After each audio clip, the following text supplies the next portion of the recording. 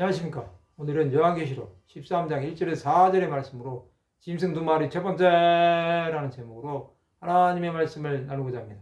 본 말씀은 내가 보니 바다에서 한 짐승이 나오는데 뿔이 열이요 머리가 일곱이라. 그 뿔에는 열 왕관이 있고 그 머리들에는 신성 모독하는 이름들이 있더라. 내가 본 짐승은 표범과 비슷하고 그 발은 곰의 발 같고 그 입은 사자의 입 같은데 용이 자기의 능력과 보좌와 큰 권세를 그에게 주었더라. 그의 머리 하나가 상하여 죽게 된 것 같더니 그 죽게 되었던 상처가 나음에 온 땅이 놀랍게 여겨 짐승을 따르고 용이 짐승에게 권세를 주므로 용에게 경배하며 짐승에게 경배하여 이르되 누가 이 짐승과 같으냐 누가 능히 이와 더불어 싸우려 하더라. 본장에 나오는 짐승은 적그리스도라고 생각됩니다. 그는 강력한 독재자요 강력한 통치자입니다. 그는 신성 모독하는 자입니다.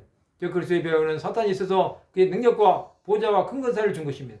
이들은 과거에 로마 황제와 로마 교황으로 하나님의 대리자라는 이름으로 하나님의 이름에 영광을 돌리지 않았습니다. 그들은 자신들이 숭배의 대상이라고 착각한 것입니다. 적그리스도의 나라의 한 지도자가 죽게 되었다가 회복되었습니다. 그것을 온 땅이 이상하게 여겨 그 나라를 따르고 사탄이 그 나라에 권세를 주므로 온 세상의 사람들은 사탄에게 경배하였습니다. 또 그 나라에 경배하며 그를 높이고 추앙할 것을 보이는 것 같습니다. 장차 온 세상은 불경건하고 반기독교적으로 될 것입니다. 또 사탄 숭배는 보편화될 것입니다. 하나님께서는 이것을 아시면서도 허락하시는 것입니다. 사탄 숭배는 믿는 자와 믿지 않는 자를 가르는 기준이 될 것입니다. 사탄은 숭배를 받을 대상이 아닙니다.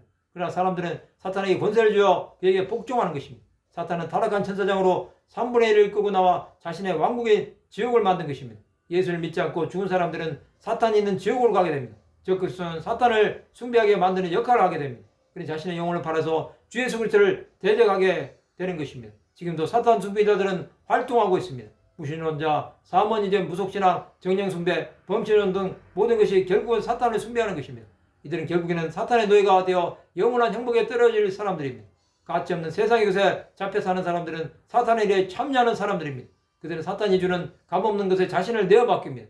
또 사탄이 주는 권세로 세상을 다스리려고 합니다. 그러나 그 모든 것은 하나님 나라가 없는 사람들의 행동일 뿐입니다. 우리는 가치없는 일에 자신을 던지지 말아야 합니다. 세상의 것은 지나가는 안개와 같을 뿐임을 잊지 말아야 합니다. 그 모든 것이 사라진다고 해도 예수 그리스도는 영원하시다는 것을 기억해야 합니다. 우리는 하나님 나라를 위해 온전히 헌신하는 사람들이 되어야 합니다. 말씀을 마치고자 합니다. 오직 예수만이 생명이심을 끝까지 믿고 주 예수를 전하는 하나님의 백성들이 되시기를 주님의 이름으로 축원합니다.